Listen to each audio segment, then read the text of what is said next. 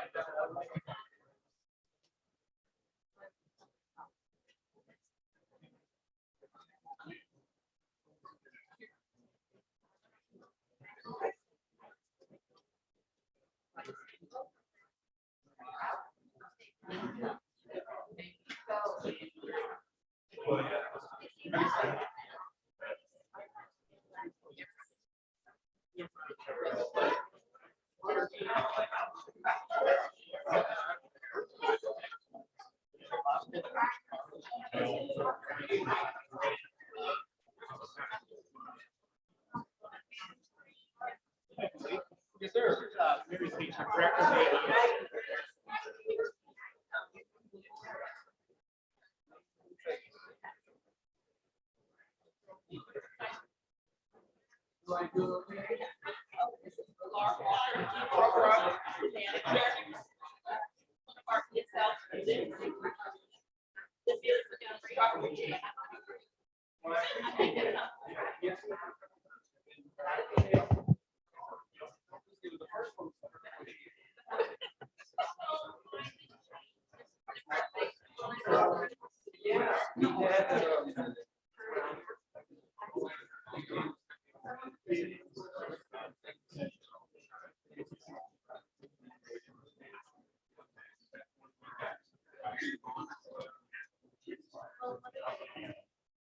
That old,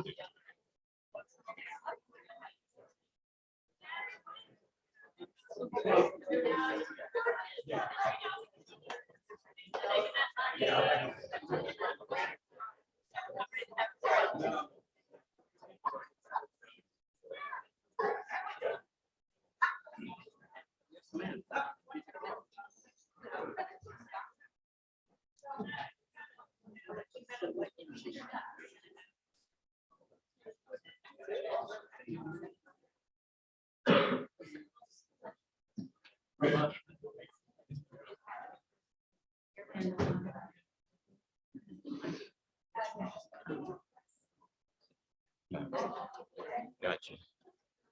Okay.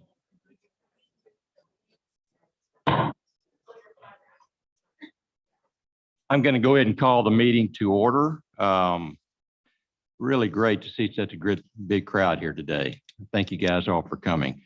The Texas Government Code permits this Board of Trustees to meet in a closed executive session for the following reasons, among others.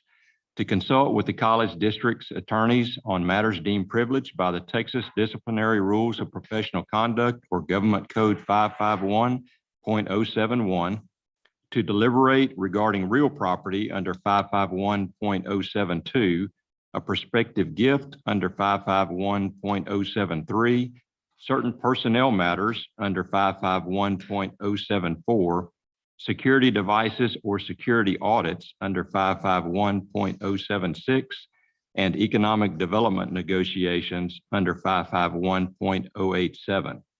If the board meets in closed session, we will announce the particular section under which we will be doing so prior to initiating the closed portion of the meeting.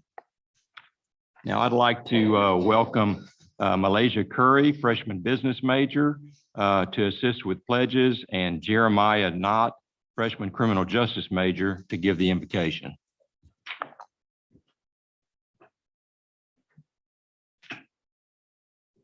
If you'd like to bow your head and close your eyes. Dear Lord, I thank you for this day. I thank you for everything that you've done for us. Lord, I ask that you would just bless this meeting, Lord, and that everything would go as planned. Lord, I ask that you would just give us the week of strength and power, and that we would glorify your name, Lord. And I ask that you would do all this in Jesus Christ's name. Amen. Amen. I pledge allegiance to the flag of the United States of America and to the republic for which it stands, one nation, under God, indivisible, with liberty and justice for all. Now for the Texas flag. Honor the Texas flag. I pledge allegiance to the Texas, one state, under God, one and indivisible.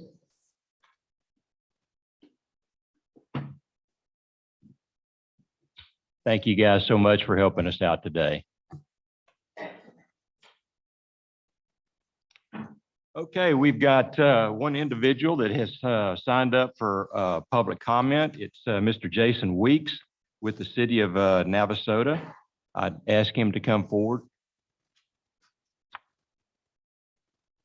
Chair and board, my name is Jason Weeks. I'm the new city manager for the city of Navasota. So I wanted to publicly come in and introduce myself to the board as well as to the college. I'm excited to be in Navasota. I wanted to let everybody know our doors are always open. If you anytime you want to come to City Hall and visit, or if you want me to come and visit you, I'd love to do that. I've met with Dr. Hensley. I understand that Navasota and Blinn College has a great relationship. I'm here to continue that relationship and strengthen the relationship. Navasota is growing, and as it grows, people are coming there. They're going to need to be educated. We're going to need to get the workforce educated and provide them the tools and resources to carry on the tradition of Navasota. And I'm looking forward to the relationship and carrying that relationship forward with Blinn College. Again, you should have copies of my business card that has my cell phone, my email address on there. Anytime that you need a hold of me, day or night, feel free to get a hold of me, and I'll do what I can to answer your questions or find somebody that could get the answers to your questions. And thank you for this time to speak in front of you. Thank you. Thank you. Thank you so much for coming. There are big things happening in Navasota. Okay, on to the report section of our meeting, the Chancellor's Administrative Report. I'll turn it over to Dr. Mary Hensley. Thank you, Chair Colkhorst, and good morning, everyone. It's so wonderful to see all of you, and may I wish you each a happy belated Valentine's Day as well, with much love and appreciation for all that you do. Trustees, today we are joined by members of the 2021-2022 Future Works Academy. This is a leadership development program open to all full-time Blinn College faculty, staff, and administrators. Each year, trustees, a new class of no more than 20 participants is selected from across our college district. And over the course of the academic year, our Future Works participants learn about the college district, its priorities, and how it operates. And together, the members of each Future Works class identifies an opportunity for improvement or development, and they develop a plan of action that is presented subsequently to Blinn's leadership team for further consideration. The Future Works Academy is led by Dr. Joyce Lannenegger, Executive Director of Academic Successes. I would like to invite Dr. Lannenegger to the podium for just a moment and ask, would you please, Joyce, would you please share additional details regarding the program? And also, would you kindly introduce the Future Works Academy members in attendance today? And I am aware, and trustees, so that you will know, a number of them are coming in via Zoom this morning. And as Dr. Lannenegger introduces them, we will ask them if you would please unmute and wave or say hello so our trustees can identify a face with a name. And with that, Joyce, I'll turn it to you. Thank you very much, Dr. Hensley. And thank you so much for your and the Executive Council's continued support of the Future Works Academy and the projects that we develop each year. I would also like to thank you for the opportunity you've given me to get to hang out with these really incredible faculty and staff. Each year with Future Works, what we attempt to do is to establish relationships across the Blinn College District. And one of the ways we do that is with a buddy system where we pair Future Works class members with each other, but they're always paired with someone from a different campus and who has a different role within the institution. Additionally, we get training in leadership development skills, including things like creativity, communication, strategic planning, team building, and developing individual strengths. We also, as Dr. Hensley has said, have a project each year. We're very proud of all of them. We do have one project this year from our class 3 that focuses on orienting our online students to our learning management system that has been identified for national recognition. We're a finalist for the Bellwether Award, and we have served more than 25,000 Blinn students with this program.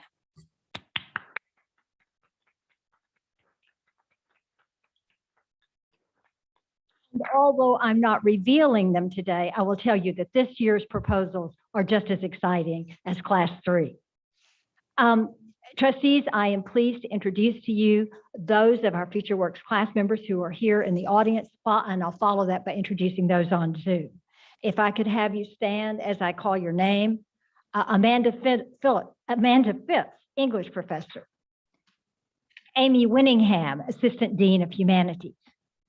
Benny Graves, Dean of Title IX, Institutional Diversity and Equity. Clay Redding, Speech Department Head. Dee Parker, Academic Advisor. Dave Larson, Biology Department Head. Linda Gray, Library Director. Miguel Padron, Residence Hall Director. And Rose Springfield, Academic Advisor. Other class members who are joining us by Zoom or who may not be with us even by Zoom, Assistant Football Coach and Kinesiology Professor Chuck Parsons. Library Technical Assistant, Elizabeth Page. Counselor, Jan Childress. Student Specialist for the Sealy Campus, Jasmine Jennings. Hello. Veterinary Tech Professor, Jessica Salazar. Speech Communication Professor, Kristen Saltzman. Biology Professor, Margaret Joseph. Speech Communication Professor, Melissa Meek. Social Sciences Division Operations Coordinator, Felicia Taylor. Librarian, Rachel Valentine. Biology Professor, Vandana Serene. Hello. And Biology Professor, Wimberly Kruger. We are also fortunate this year to have facilitation assistance with each of our sessions from RELIS Executive Dean Chris Mars, who works with the class on leadership strategies, and Psychology Department Head Rachel Gallardo, who facilitates activities to help our class members understand the science and application of leadership strategies. Thank you to each of them.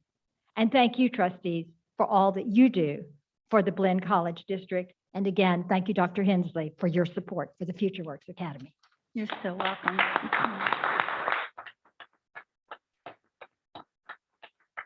Thank you, Dr. Lannenegger, and thank you to each of our members of our Future Works Academy who joined us via Zoom or in person today. We appreciate it so much. It is such a pleasure to have you with us, and it's so nice to be together in person again.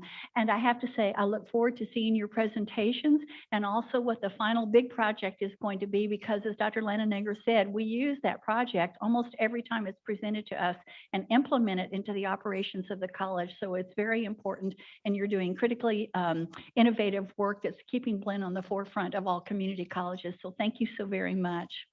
Well, trustees, if I might, I'd like to transition and continuing my report to the facilities update. And I think some of you in the audience might find this of interest as well. At Prairie Lee Hall, the site work operations are approximately 85% complete, and the overall project is approximately 80% complete. The remaining site work activities include completion of miscellaneous concrete flat work, irrigation, and landscaping. Drywall, tape, texture, and interior painting are complete in buildings A and B, and flooring has been installed up to the 3rd floor of building B. Permanent power is complete in both buildings, and Servitas has commenced unit inspections with Moss Construction. This project, trustees, remains on schedule for substantial completion in June, with final completion scheduled for August the 4th. Now over to Leroy Dreyer Field. The first phase of the concrete for the new structural lab has been poured. Structural steel beams are being formed for the lower level of the new locker room and dugout, and plumbing and concrete work for the restrooms and concession areas of the concourse also are in progress. This project is scheduled for completion at the end of September. That's this September 2022. Now, the construction manager at risk has notified Blinn that steel and mechanical materials currently have very long lead times that could impact the set schedule for this particular project. Now, over to Old Main. At Old Main, the in-wall and above ceiling rough-in work is complete. The ceiling cover-up began on the 1st and 2nd floors, and plumbing rough-in is complete. Repairs to the bell tower will begin in the coming weeks, and furniture quotes for insurance have been submitted and approved. This project is scheduled for completion in a month, in March of 2022. Though the delivery of HVAC equipment has been delayed for a month, and furniture lead times also are of a concern. So there could be a delay slightly on this project. And then at the Bryan Campus Administration Building, demolition work on the 3 structures is expected to be completed before the end of the month, and a survey of the area will take place upon completion of the demolition. Blinn continues to work with the design team to refine the programming and the building design. There is an item, trustees, on this morning's agenda recommending a construction manager at risk for this facility, and that this project is scheduled for completion in November of 2023. And then over to the Rellis campus at the administration building, the exterior masonry, brick, and stonework is nearing completion, and the installation of exterior metal panels has begun. The interior painting is taking place, and the audio-visual vendor has begun the rough-in of the cabling and has placed orders for the equipment. A critical piece of electrical equipment that connects the permanent power to the building has been delayed by the manufacturer. Facility staff continue to work with a contractor and Texas A&M system entities to find alternative solutions, and it is possible that some audio-visual functionality in the banquet room and in the esports arena could be delayed into the fall. Currently, an impact on occupancy for fall 2022 is not anticipated, and this facility remains scheduled to open for the fall 2022 semester. And now, trustees, we are joined today by 4 employees who recently announced their retirements after a combined 68 years of service to Blinn College and its students. So I would like to move to the podium in the front, if I may, to introduce these individuals, and we will recognize them shortly.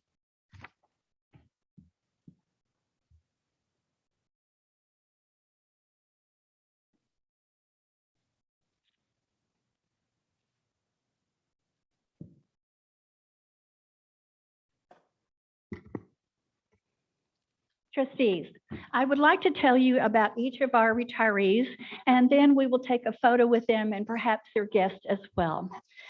Let's start with Elizabeth. Elizabeth Bergen, thank you for joining us today. We're so pleased to have you here. Trustees, Elizabeth has announced her retirement after almost 15 years as a professor on the Bryan campus. She began her career with Blinn in June 2007 as a business and accounting professor and has specialized in teaching economics. I think we could have a little bit more of that around the country. Marshall Rich, Assistant Dean for Business, said that Elizabeth has a gift for making economics easily understandable for students by telling stories that relate concepts to real-world applications. Elizabeth, thank you so very much for your outstanding service to our Blinn students. And on behalf of the Board of Trustees, on behalf of the entire Blinn College District, on behalf of the administration, faculty, and staff, and on behalf of myself, I thank you so very much for your service to Blinn. And I know the trustees would like to have the opportunity to shake your hand and thank you as well.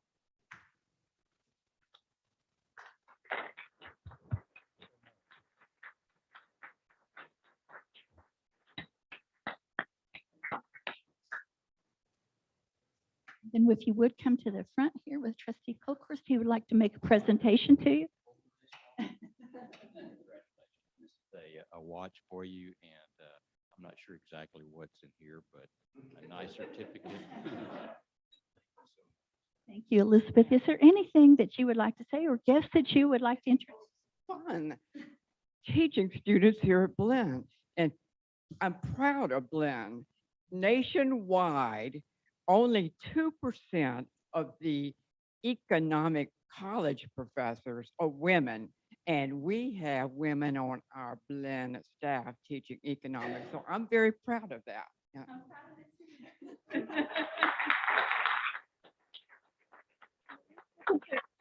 there anyone that you would like to introduce, any guests that you have in the audience with me? Unfortunately, my family lives hours and hours away. We're delighted that you can come, and we wish you the very best and a Godspeed in your transition to your next part of your life. Thank you so very much. And would you be okay if we take a photo with our trustees? All right. I think Rich probably would like for us to step forward about a foot, and trustees, if you would.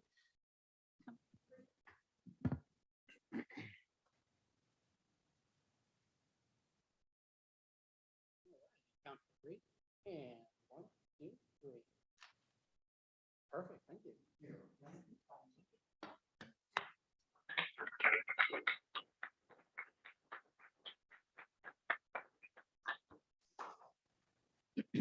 And next, I'd like for Dolores Connolly to come forward and please join us. Good morning, Dolores.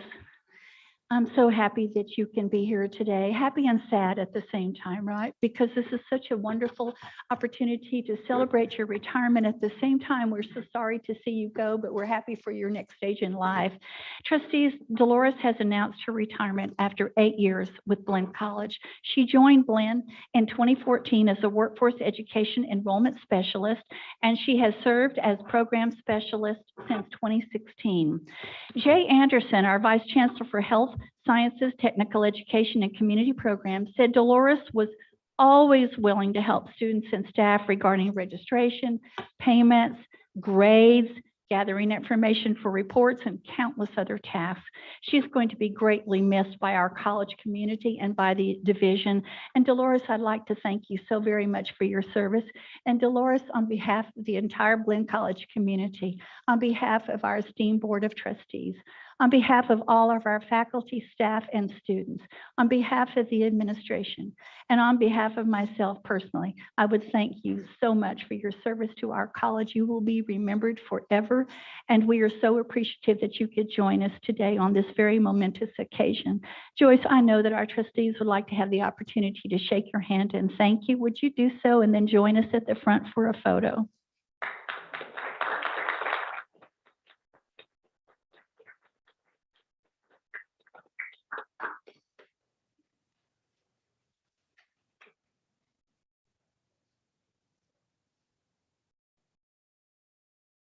And I know Trustee Colkhorst would like to say something. And so we've got for you a retirement watch. And again, I can see what this means to you, and you cannot tell you how much it means to us that you gave your time to Blinn College. Thank you. And Joyce, we thank you so much. And is there anything that you would like to say this morning? Thank you. Well, we appreciate it so much. And Joyce, I believe your husband is here today. Is there anyone that you would like to introduce who's with you today and ask him to stand perhaps or to come up and join us?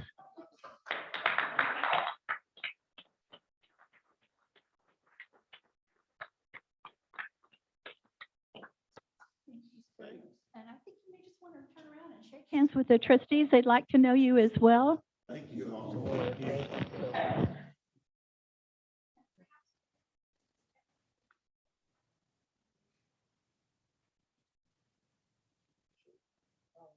count to three. Take a photo. And. All right, and 1, 2, 3. And let me do that one more time. I apologize. And 1, 2, 3. Thank you very much.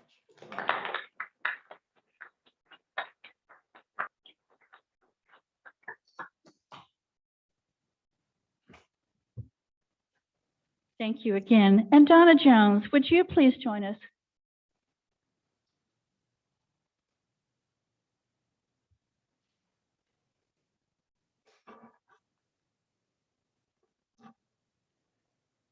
Good morning, Donna. So good to see you.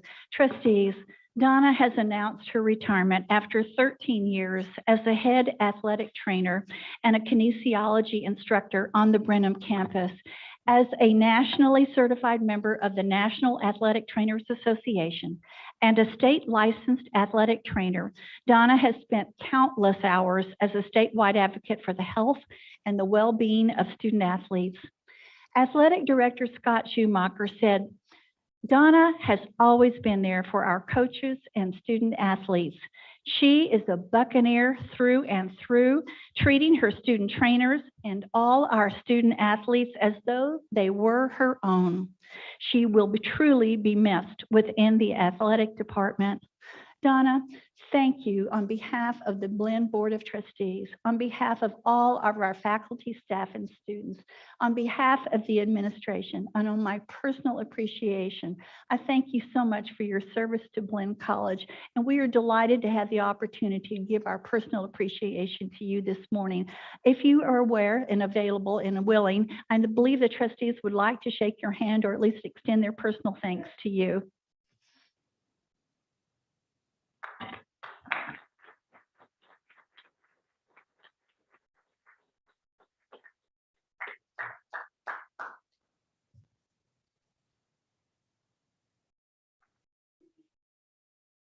Donna, on behalf of Blinn College, I'd like to present this watch to you. Please enjoy your retirement and thank you for keeping our athletes on the field. And Donna, is there anything that you would like to share this morning? And I also am aware that you have several guests with you today, if you would like to introduce them as well. I'd just like to introduce my saving grace, Lauren Moreno, because she has taken over when COVID got me down and everything else. So I love her and appreciate her, and I hope that y'all will do the same as she serves Blinn College. Thank you. Lauren, wave so they know who you are with your tears back there. These are very difficult moments for all of us as we say a fond farewell to so many who have meant so much to us and been so important in all of our lives. Donna, if you would, we'll just step forward and take a photo as well.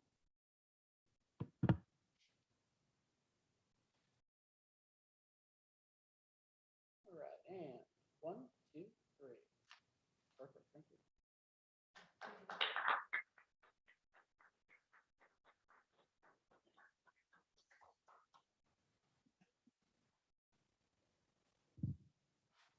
And Stan Kubicek, would you please join us this morning?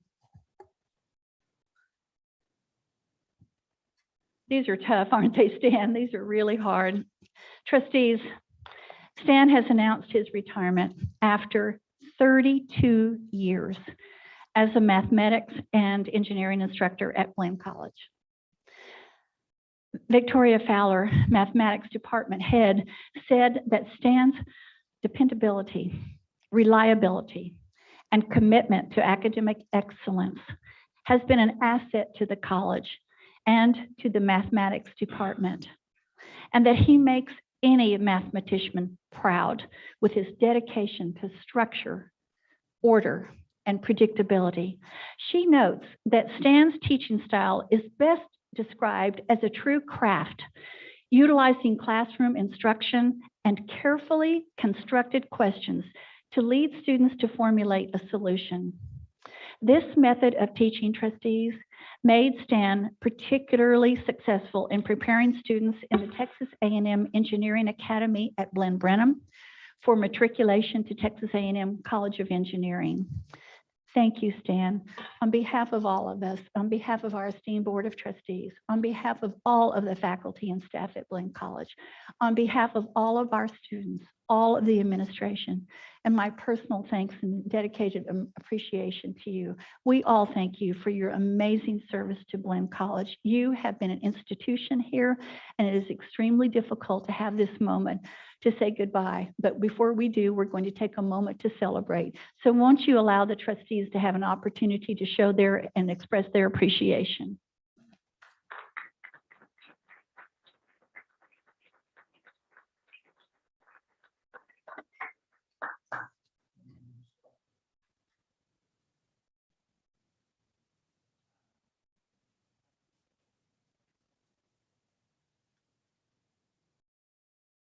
Stanley, thank you so much for your long service to Blinn College.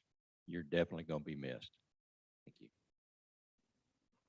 you. And I know that you may have some family and friends here you'd like to introduce, but after 32 years, I'm surely you have a word that you would like to share with the college in some way. Well, I guess so.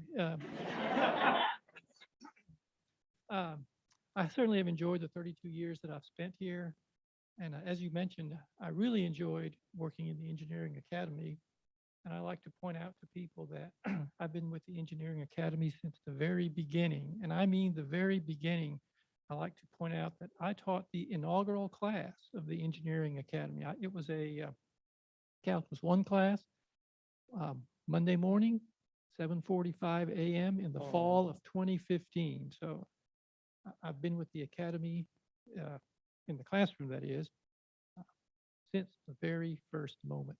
So I know that well. I came in 2015 and I was so aware of your presence within the Academy. So thank you, Stan. It's so wonderful to have you here. Do you have any guests that you would like to introduce? No guests this morning.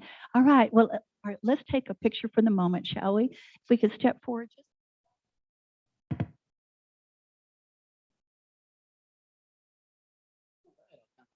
And 1, 2, 3. Perfect. Thank you.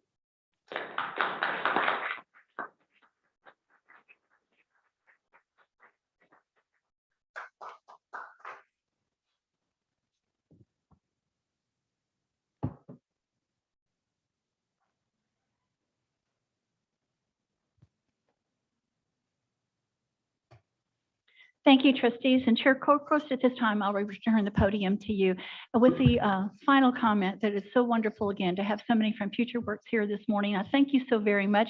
I hope this gave you an opportunity to see a little bit about the college. And also, I would particularly like to give one more fond farewell and send of appreciation and much love to each of our retirees today. Thank you.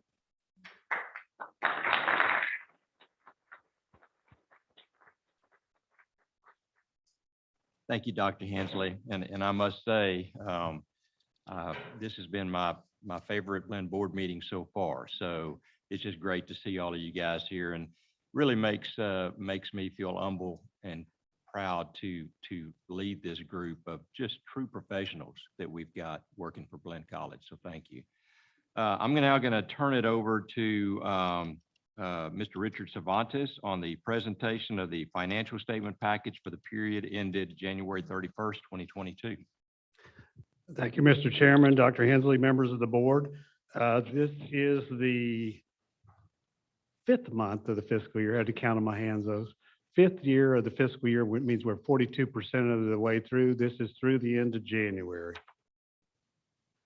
The revenue that we have this year is $71.6 million through January, and the expense is almost $50 million, which leaves us a net, Mr. Chairman, of $21.7 million. Now, as we have said in previous meetings, we have been heavily influenced with the money that we receive from the federal government. and there's a significant amount that we added there. We have $12 million of that $12.6 million that's from our federal dollars. That takes us lost revenue through January that we've captured both the spring as well as the fall. Our total revenues, when we compare them to last year, the 71.6, we had $4.6 million more. Our expenses are up, as we would expect, though, also $4 million, which leaves us an increase just a little bit more than what we've had last year, $635,000. When we compare our tuition and fees to our budget, we budgeted $69 million, and to date, through January, 37.6, which is 54% of the way through. Our tuition revenue is down. The largest part of that is the out of district, about $500,000. Our fee revenue is also down. The general fee, as well as the lab course fee and workforce, all three of those are down. Our budget for housing and food service was $11.1 million. We are at $4.9 million, which almost 44% of the way through. Our auxiliary revenue as a whole is up. Finally, a positive sign, a little bit over $1 million. Parking is the largest part of that, as the students have returned to campus, significant amount, about 750 of the $1 million. Our total expenses are up $4 million, as I said earlier, through January. Large part of that is the debt service, $2.1 million that we've had to date through January. And the E&G expenses are also up, as not only have the students returned to campus, but our faculty and staff have returned to campus, and our costs have gone up. Mr. Chairman, our allocation of revenue dollar, just comparing January through each of these years, it's pretty close to about 50% at this juncture. What we have learned from previous years, this number will approach 60% by the end of the fiscal year. So pretty consistent there. Our debt service is the other one that we keep an eye on. Had gone down from last month, as we would expect, as the revenue continues to come in and expenses go down. But you can see pretty consistent to what we had in previous years too. Our expectation is by the end of January, or end of August, that we will be less than 7%. Our expense comparison by category, there's a $4 million again. Salary benefits compared to last year is up, as you would expect. And then our debt service, as I mentioned earlier, is also up. Our operating expense comparison by function, the biggest increase there is on auxiliary services, as we've had more costs associated with that from food service, as well as some of our athletic programs. So our student cash and refunds in January totaled $9.1 million. We issued student refunds a little less than $500,000. Our student payments, we received $9.5 million. Did not draw anything down from the federal government for student financial aid. Our other cash receipts in January totaled $7.8 million. We do not receive a state appropriation in January. We receive it in the other 10 months. Insurance proceeds, a small amount. Our bond fund drawdown for our capital projects, $2.2 million. And there's the HERF money that we brought in January that we were able to reimburse from the Department of Education. Our use of cash was also high, $10 million. Construction being one of the larger ones, the anomaly is $2.8 million. And so in summary, we received $9.1 million from students. Our other sources, we received 7.8. We ended up using a little bit over $10 million, which left us a net increase to cash in January, $6.8 million. We took that money as well, some other money in the bank, and we increased it, moved it over to our investment pool. Another watermark day here, Mr. Chairman, 130, almost $140 million. Draw your attention to the Blinn blue in particular. the $24 million funding that we have available for new projects. We have included in here on the far left, the light blue, you can see the April 1st bond debt. We're gonna have to make a payment, so we've set aside some money for that. Our higher education emergency relief funds at the end of January, we've used all the student awards, we've used all the grant money for institutional strengthening. We have used almost all of the institutional funding. There's a little bit left, which shows here on the far right, the Blinn blue, pretty close to $5 million. Of that $5 million, we know a couple million or a little less than a couple $1 million is dedicated to the HVAC system in Old Main. And then we have some plans to use the rest of it too. Stand for any questions, Mr. Chairman. Any questions? Don't think so. Thank you.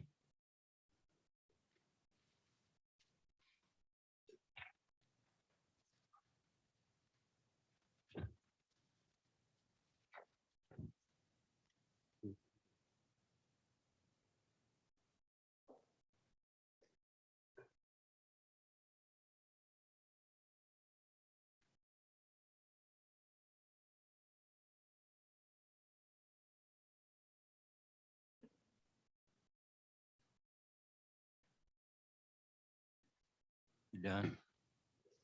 Okay. Are we moving on to the institutional enrollment report for the winter 2021 mini semester and spring 2022? Dr. Becky McBride. Thank you. Thank you. Good morning, Dr. Hensley, Mr. Chair, members of the board. Pleasure to see everyone today. I have the pleasure this morning to talk to you about our winter mini numbers and also our preliminary spring numbers for the semester. On the current slide, you can see a summary of our enrollment for the winter mini semester. We were down 59 students this year compared to last year for a negative 3.6%, but a smaller gap I wanted to add compared to the year before. So that's a great sign there. On the next slide, we have a breakdown between distance education and the high school students that take the courses. Again, just a summary of how we are compared from 2017 and to date. A couple of things I wanted to just do a reminder on.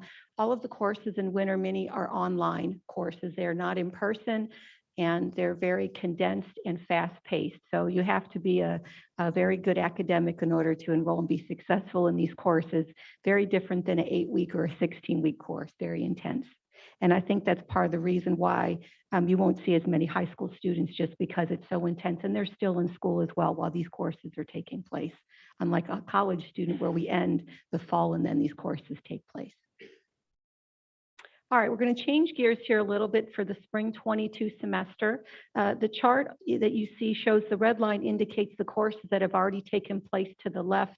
Courses listed on the right, those semesters, parts of term, I should say, haven't taken place yet.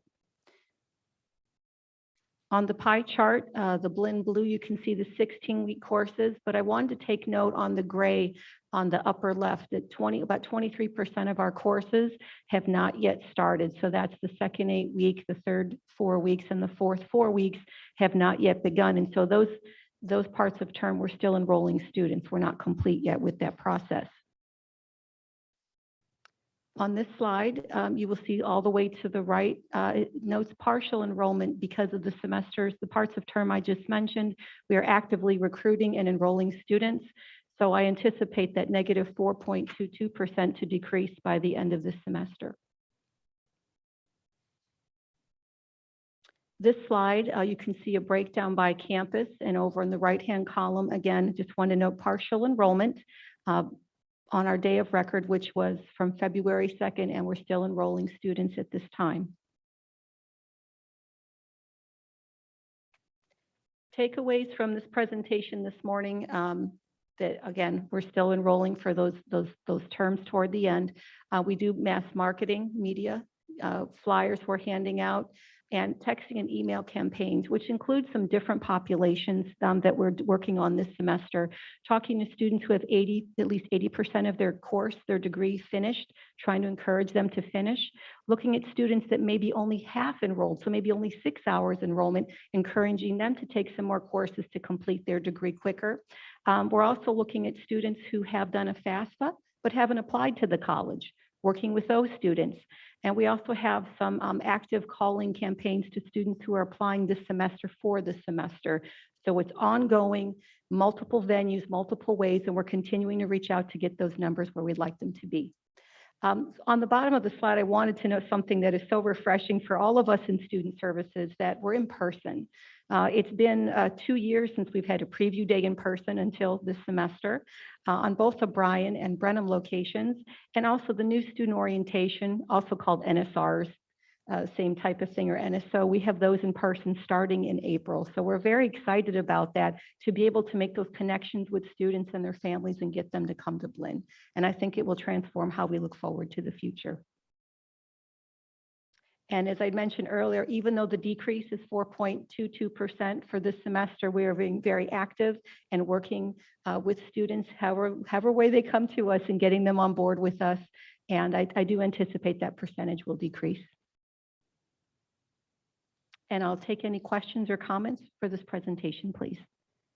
Dr. McBride, can you tell me what a preview day is? What is that? Preview day? A preview day, it's like an exciting visit day. So you can come with your parents and you spend about half a day with us. And we have a welcome, and you can tour residence halls if you're in Brenham. You can hear from different academic departments. We have some breakout sessions. So if there's certain areas you want to talk to, you could talk to maybe engineering. And we also have tables set up in the atrium area of the Student Center. You can talk to different services as well on campus. I was at a Burton ISD meeting yesterday evening, and someone made a presentation about what they were doing. And one of the things that they said, that they were going to have a field day, basically bring their students to Blinn. Is that something that we haven't done in a while because of COVID? Is that a new thing? Yes, sir. That's the unfortunate thing with the COVID. We actually are working with Brenham ISD as well, and bringing all the 8th graders here in May, and starting to have active engagement, even with Belleville as well. We're working with them.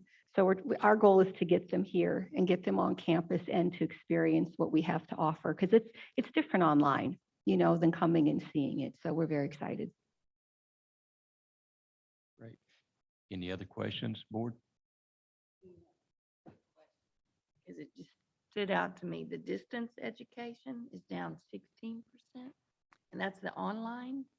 Yes, ma'am. But the increase you'll see in Brenham and Bryan, where they're on campus again. So we think some students have shifted in terms of the majority of their courses. They may still take one online here and there, but if the majority of your courses are on a physical location, you fall under another category. Okay.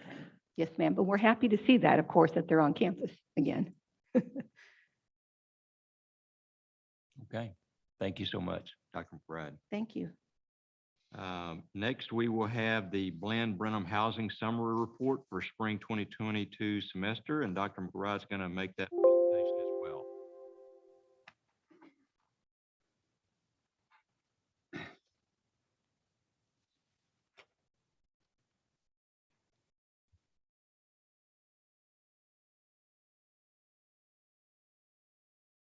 All right. The second presentation I'll be sharing with you today is about Brenham Housing. I'd like to say a couple words for some of the staff that I asked to join me today. If y'all could stand. All right. I'd like to introduce Ryan Miller here. If you could wave, is our Director of Residence Life. Myron Dipple, Director of Housing Operations. I have Hall Director Brett Connors from Wheeler, Miss Jordan Drake from Mill Creek, and Miss Ashley Youngs from the Apartments BCPA. So thank you all for what you do. They're a true asset to the college, and I'm just so happy they could join us here this morning to say hello to all of you. All right. The first thing we'll talk about here briefly is looking at our total numbers for this spring. We're at 1,674 total beds available. We're at 61% occupancy at this point, and we still have some quarantine beds, of course, set aside for students that may unfortunately need to use those spaces. And looking from the fill rates back from 2017 forward, you can see when we got to 2020, I wanted to note that the bed count was lower. In all of our traditional buildings, we went to single occupancy as opposed to double, which made that number decrease in the amount of beds that we were offering. And of course, as I said, we're at a 61% occupancy right now for this spring semester. The next two slides have a breakdown per facility at the percent occupied. I wanted to note that for BCPA, you can see in building 5, that's our quarantine location. That's why it is at a 0, keeping that location again available as necessary. And this slide shows the second half of all of our facilities and the occupancy percentage for this semester.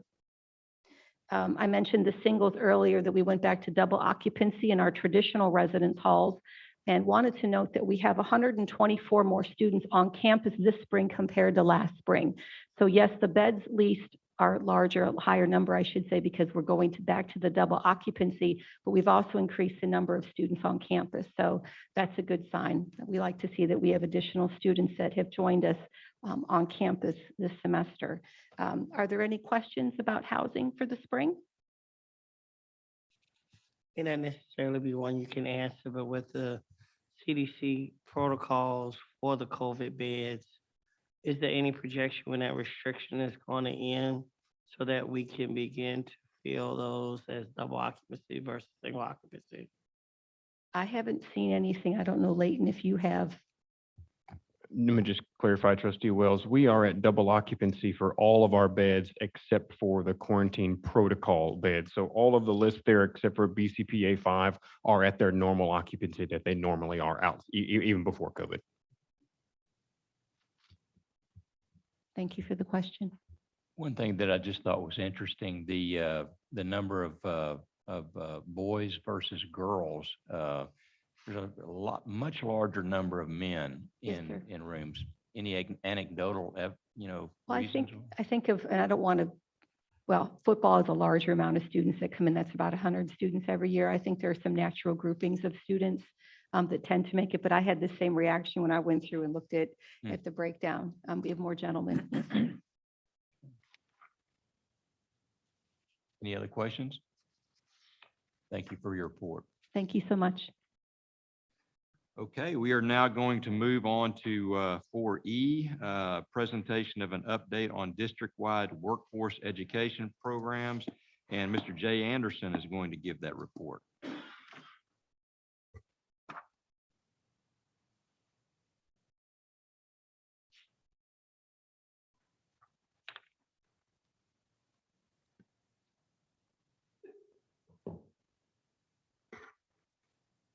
Good morning, Chair Colcourse, Dr. Hensley, trustees. Thank you for the opportunity to provide and share this information as it relates to health sciences, technical and community education, AKA workforce, oftentimes called workforce throughout our Blinn College District.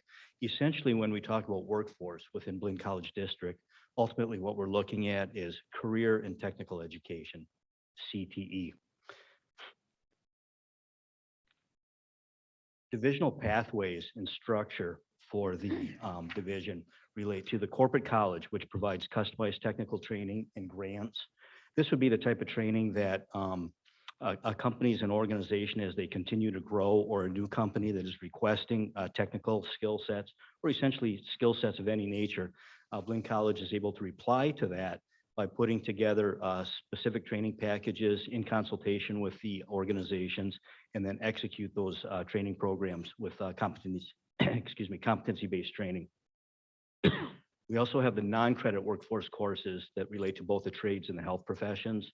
These would be the type of programs we'll highlight shortly. Certified medical assistant, phlebotomy, pharmacy technician, et cetera. We also have the technical education associate degree programs. These are the AAS programs within the Blinn College District. We'll be digging into some of the specifics on that as well.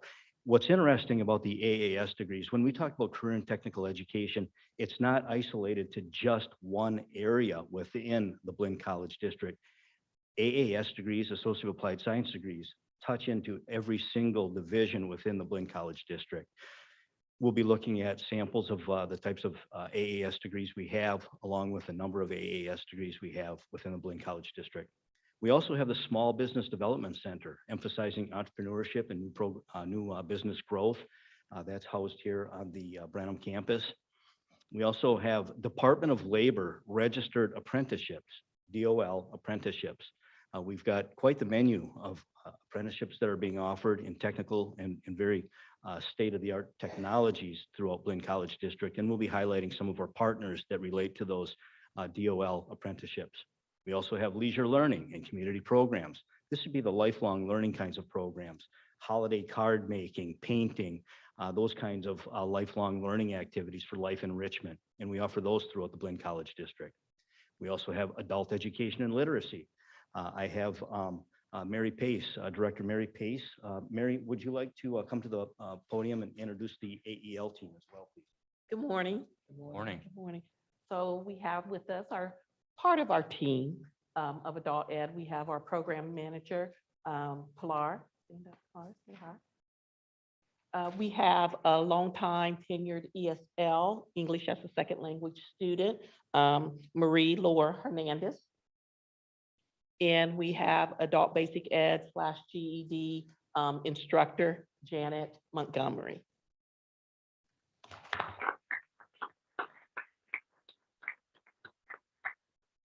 Thank you, Director Pace.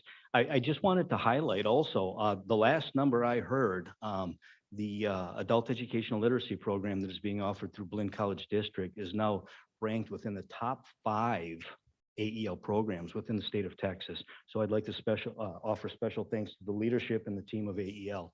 Thank you. We also have the Perkins federal grant that is managed through health sciences, technical education, and community programs. The Perkins funding offers a tremendous opportunity to remain current with new technologies through innovation and program expansion. And the Perkins funds can essentially be used for any AAS or socio-applied science degree. We also have our TAMU, Texas A&M University, systems articulations to baccalaureate. So the AAS degrees that Blinn College offers, as an example, in trades, now have pathways to baccalaureate opportunities within the Texas A&M University systems. So individuals can essentially start their technical trades, training and education with high school dual credit, migrate over to Blinn College District into an AAS degree, and then plan for a baccalaureate or possibly beyond. So that's very, very exciting and some new developments. And I want to thank Dr. Hensley for her leadership and support of expansion of those kinds of opportunities in technical education. And then we have 10 high school districts at 376 technical dual credit students. So that is the divisional pathway and structure. Blinn College District, business partners. We have corporate college business partners right here in Brenham, Temper Sealy. We have Southeastern Service Corporation, Igloo Corporation, Luminant, Kmart, Fuji, Diosynth. So we have some very big businesses and industries that are associated with our technical education. Our apprenticeship programs in business partners reach into Leon Services, Dowling Electric, Haas Electric, Daily Electric, Igloo. Examples of our apprenticeships are in mechatronics, plastics processing, electrical. So we have a number of registered apprentices through the Department of Labor in these very high-tech areas. Delivering excellence within the trades and credit-free trades. I have Mr. Dickey Jones. If Mr. Dickey Jones would like to come to the podium and introduce the team from the welding area. Mr. Dickey Jones is our district welding manager. Good morning. First of all, I want to say thank you for all the support Dr. Hensley you've given as well as this board for our program. I'm very fortunate today. I've got one of our instructors with us who does an outstanding job, Mr. James Basham. James is brings a lot of expertise to make our program really operate and grow, and students have enjoyed it. So thank you again.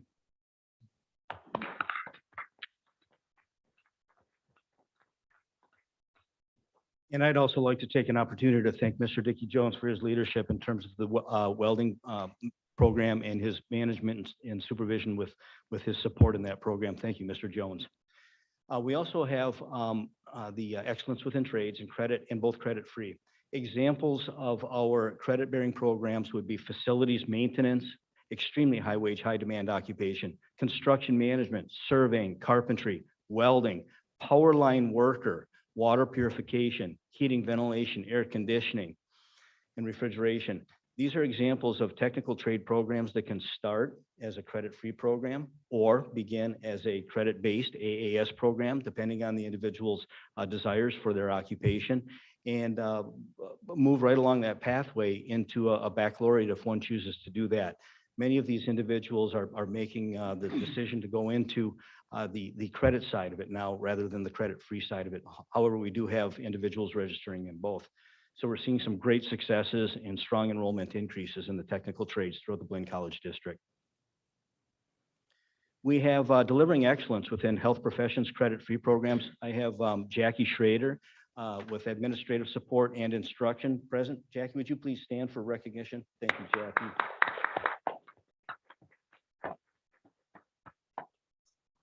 Our health professions programs from the credit-free side of the world are clinical medical assistant, phlebotomy, pharmacy technician, medication aid, certified nurse aid. These types of programs are offered at the Schulenburg-Cody Post Office and online. We have some very strong affiliations with healthcare facilities that are looking at these credit-free pathways into registered apprenticeships at this point in time. And I'll be more than happy to update the Board of Trustees and Dr. Hensley on that when we pursue that a little closer and move closer to an agreement on that.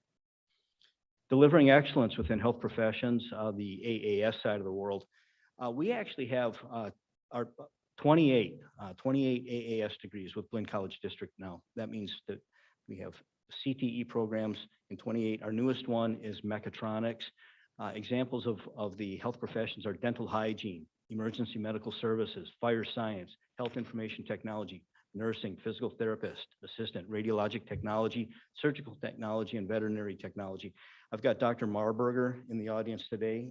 Dr. Marburger, would you please approach the podium and introduce the team, please? Good morning, Dr. Hensley, Chair Colcourse, members of the board. We're excited to be here today. I represent the vocational nursing program. I have a student representative that's with me that went through our vocational nursing program and graduated in 2012. Her name is Jenna Fritz. Jenna, if you will stand, please. Jenna is now in the LVN to RN transition program through Blinn College, so she will graduate shortly and become an RN.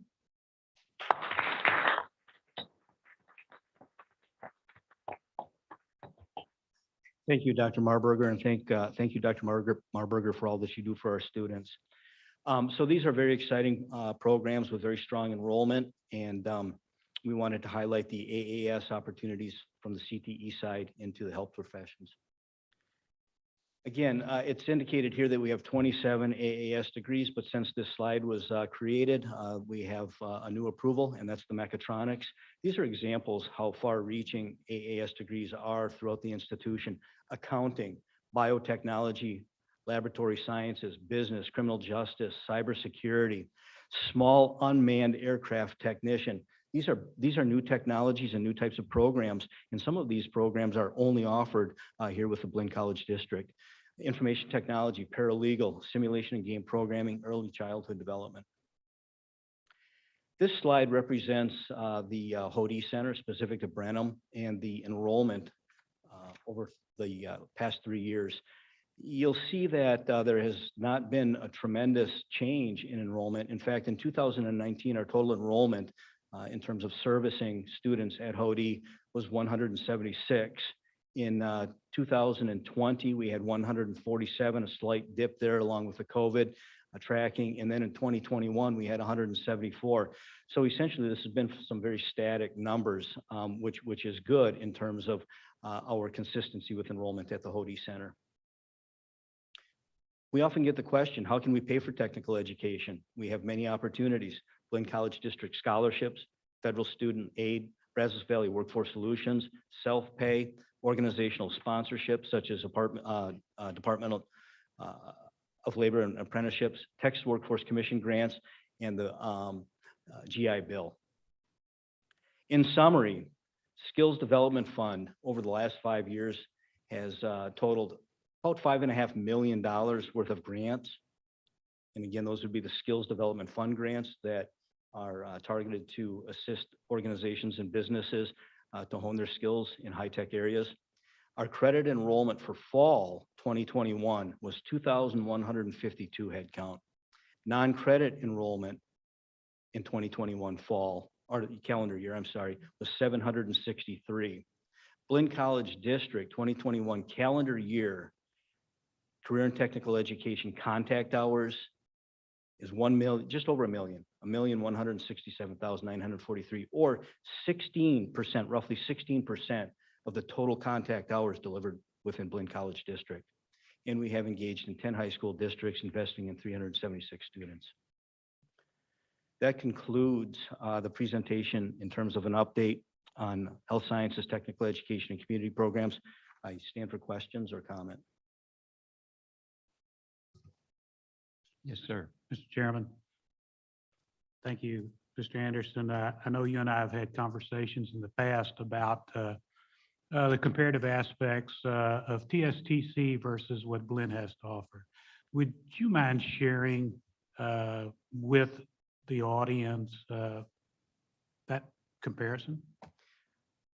I prefer that the Blinn College District technical education programs remain, and when I say prefer, I prefer that we stick to the internationally recognized credentials of NCCER. So what I can say, I'm not familiar with what TSTC does in terms of comprehensive NCCER delivery. What I can say is that Blinn College District delivers our technical education from the trade side, consistent with the NCCER competencies, outcomes, objectives, the rigor, and the relevance that's required in order to award those internationally recognized credentials. All of the trades programs that we deliver are centered around the NCCER. And I think that business and industry, because they've been involved in developing that content, understands that content and looks at completers of that for employability. Okay, thank you, sir. Mr. Anderson, just very interested in the apprenticeship program that you've got for, electrical and that type of thing. Give me an example of how one gets into an apprenticeship. Are they going to school at the same time? Is it just purely an apprenticeship with an electrician? Do they get paid by that electrician? Just how does that all work? Thank you for that question. Apprenticeships are very exciting. In fact, I talked with our district representative, John Levin, just yesterday, and we're in the process of developing some new apprenticeships right now. But the process it has many different folds to it. An individual who is currently with an organization and an organization chooses to sponsor that person as a DOL registered apprentice, we would contact the Department of Labor. We would set up the agreement between the organization, the Department of Labor, and Blinn College as what's called the RTI provider, and that would be the required technical instruction. There's roughly 150 hours of required technical instruction per year. Depending on the apprenticeship, to get the journey person status, essentially requires, as an example, an electrician about 8,000 contact hours. So that's 4 years of 2,000 hours worth of employment. So essentially, an individual would be going through this apprenticeship, registered with the Department of Labor. They would be paid while they are learning, and at the end of it, they attain that journey person status. So oftentimes they're already working for that particular electrical company, and the electrical company says, look, we want to put you into this program. They could be. There's other opportunities where individuals may come to us and say, we'd like to see if we can find an apprentice. We'll help look for sponsors.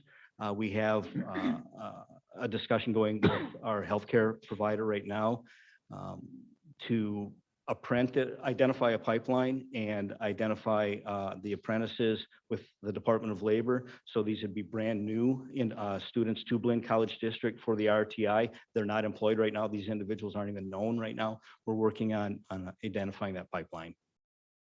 Okay. Thank you. Any other questions, board? Okay. Thank you so much for your presentation. Thank you so much for your time today. Okay, we'll move on to 4F, presentation of proposal for tuition and fees for fiscal year 2022, 2023. Mr. Richard Cervantes is going to give that.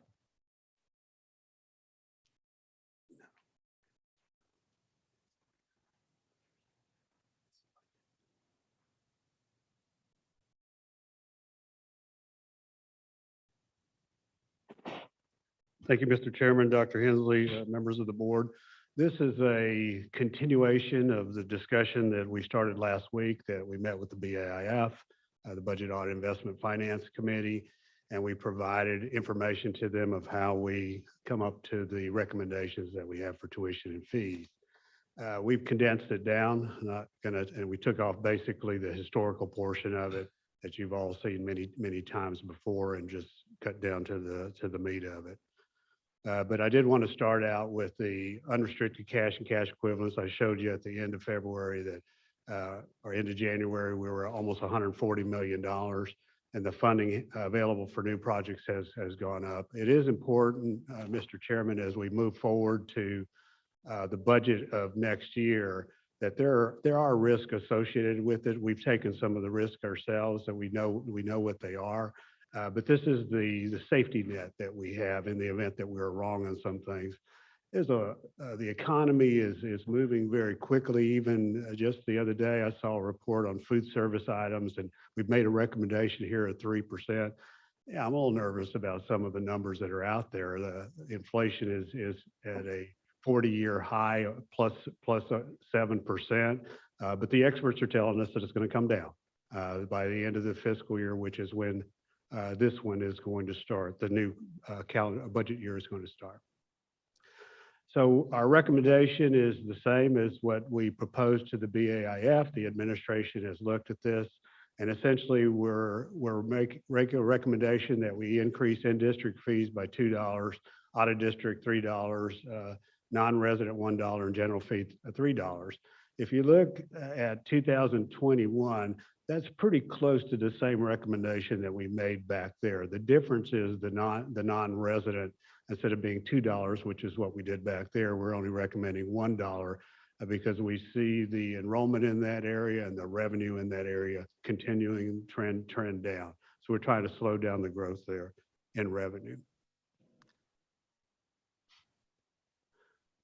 I'm not going to go through each one of these, particularly on the proposed cost, but the basis for our recommendation on the revenue changes is, of course, tied to the proposed cost. So that the top part does have some of the employee potential salary increases, which we're not going to vote on until June, but we need to be mindful of where we may go so that we can anticipate what revenue we would need to be able to cover some of those costs. So our budget impact proposal, we're not going to vote on it today. We'll vote in next month, but we still are recommending, as I said earlier, the 2, 3, 1, 3, which would bring us pretty close to $2.5 million more revenue than what we budgeted last year. Our technology fee, as we said at the BIF, is different. We were at $25 a course. We knocked that down to $18, $6 an hour. But the intention there is not just to charge those students that are taking distance ed courses, which is what the $25 course fee was set at. It's to broaden it out and to allow any course, but we're going to end up charging all the students too, but for a lower amount. And the reason why we're doing that, Mr. Chairman, is we see, this is the one thing that we see out of COVID that both faculty and students will benefit as we continue the use of this technology, offering them the capability of being able to test virtually as well as be able to take the class or be tested virtually. We are recommending modest increases in housing rates as well as food service rates. The rate of inflation, even though it's plus 7% at this juncture, the experts, the economists, our economist has left, are telling us that number is going to be somewhere between 3 and 5%. So this is in line with those recommendations. Our increase in revenue using that model, would, as I said, would generate pretty close to $2.5 million. Our auxiliary proposed housing rate, I saw some of the board members look at me at that meeting last week, and there are a lot of moving parts in this particular area. So I'm gonna pause a little bit to go over some of them. In particular, next fall, we plan, before next fall, we plan on taking 3 housing units off of our inventory. So the revenue associated with those 3 housing units are going to go away. It's pretty close to about $600,000.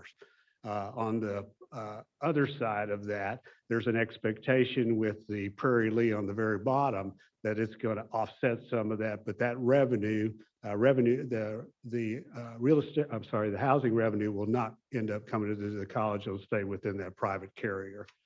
The other thing that's changed as we've gone through COVID, last year, the budget, we budgeted this one pretty close to about a 90% occupancy. We were very optimistic. That did not prove to be the case, and you heard Dr. McBride's presentation this morning. So we're budgeting this one much less, somewhere around 80% occupancy. So the overall increase in that is going to go down by a little bit over $1 million. And that's mostly because of those 3 dorms, as well as the taking offline, but also because we're going to have less beds there.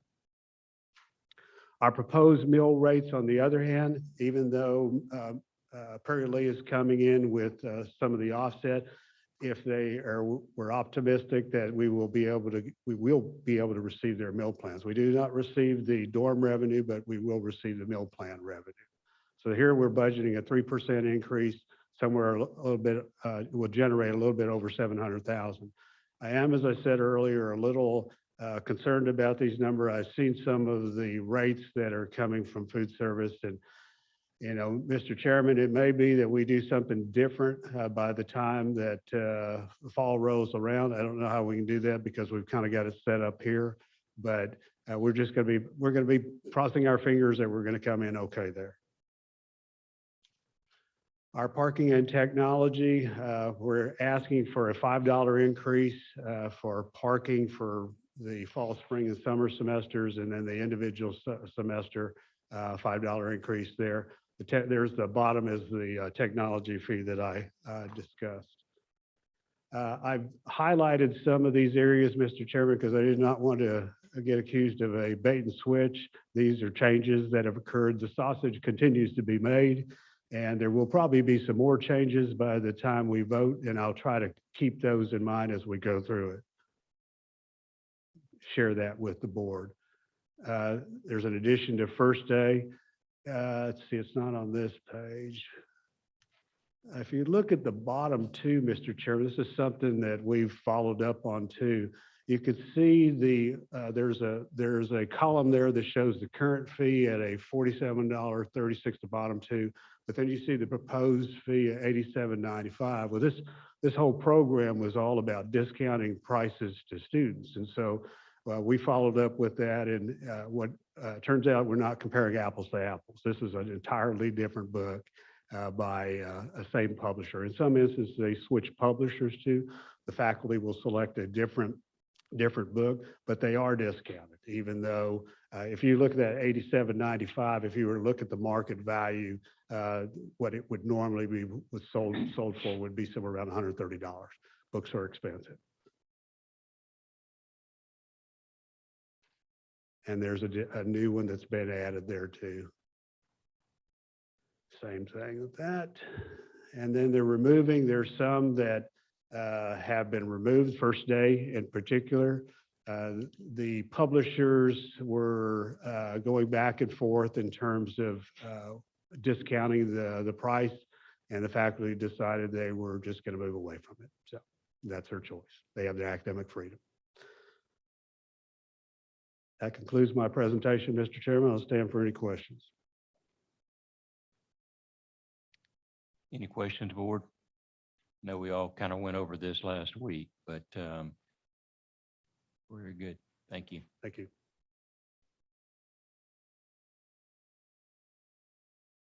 Okay, we're going to go ahead and move into the consent item agenda of our meeting. All items listed in this portion of the agenda are considered to be routine by the Board of Trustees and will be enacted upon one motion.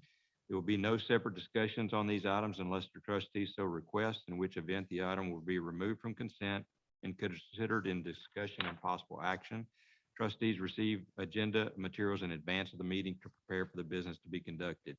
Approval of minutes for January 18th board workshop and approval of minutes for January the 18th regular meeting.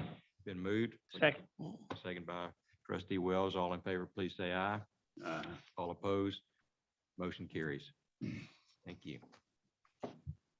Okay, we will move on to discussion and possible action items, number 6 on the agenda.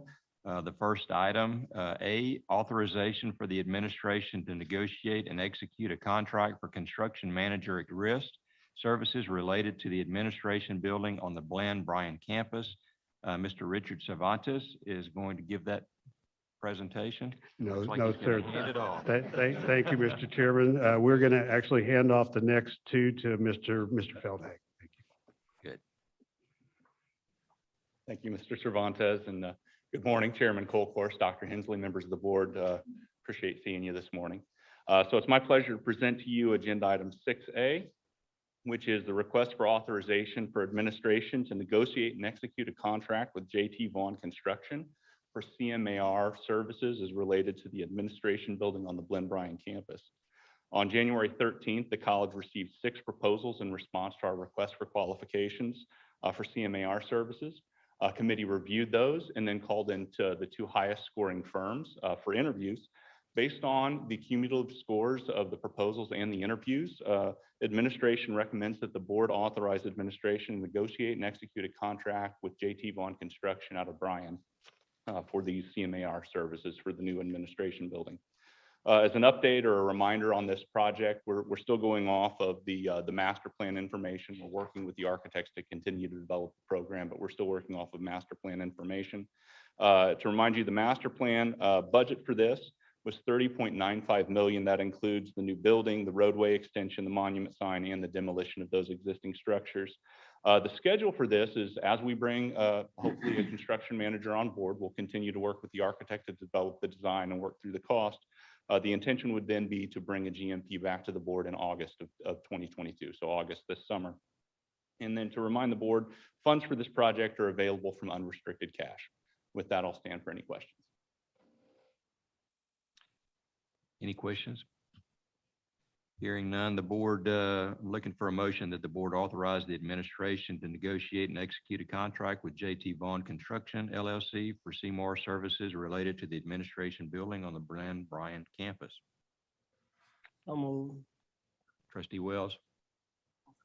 Trustee Aylert, second. All in favor, please say aye. Aye. Very good. Thank you. All opposed? Thank you. Appreciate it, Mark. Thank you very much. Next item will be item B, authorization for the administration to negotiate and execute a contract for the purchase of furniture, fixtures, and equipment for the Rellis Administration Building on the Blinn Rellis campus. Looks like Mark's going to take that one too. That's correct, sir. Thank you very much. So I'm here presenting agenda item 6B. This is request for authorization for administration to negotiate and execute a contract with Dell to purchase furniture, fixtures, and equipment. That would be the computers for the Rellis Administration Building on the Blinn Rellis campus. Last summer, in June, the board authorized administration to seek proposals for the various FF&E items for this building, and we are on track to get this building going finish it up this summer so that we can occupy it next year. We used board policy CF Legal to seek proposals from the interlocal cooperative agreement contractors, Dell being one of those interlocal cooperative agreements. And we received the proposals from Dell. Those were reviewed, and based on the proposals, the administration recommends that the board authorize the administration to negotiate and execute a contract with Dell for $210,000 for FF&E computer items for the Rellis Administration Building on the Blinn Rellis campus. These would be the various computers that go into our instructional lecterns, some of our instructional classes, into the esports arena, monitors, keyboards, some printers, things like that. The overall project budget is $32.25 million, including a soft cost budget of $6.5 million. That soft cost budget is then broken down into FF&E and professional fees. And specifically, whenever we get down to the item for computers, this proposal is under budget. Funds for this project are available in the 2020 series bond funds as well as unrestricted cash. And with that, I'll stand for any questions. Any questions? I'll look for a motion that the board authorize the administration to negotiate and execute a contract with Dell for the purchase of furniture, fixtures, and equipment for the Relish Administration Building on the Blinn Relish campus. So moved. Trustee Mosier, Second. trustee Wells, second. All in favor, please say aye. Aye. Aye. All opposed? Motion carries. Thank you, sir. Thank you. Okay, we now move on to item 7 in the agenda, the executive session portion in accordance with 551.071, 551.072, and 551.087. We're going to go ahead and take a 5 to 10 minute break before we go into executive session. It is now 11:20 a.m. Thank you.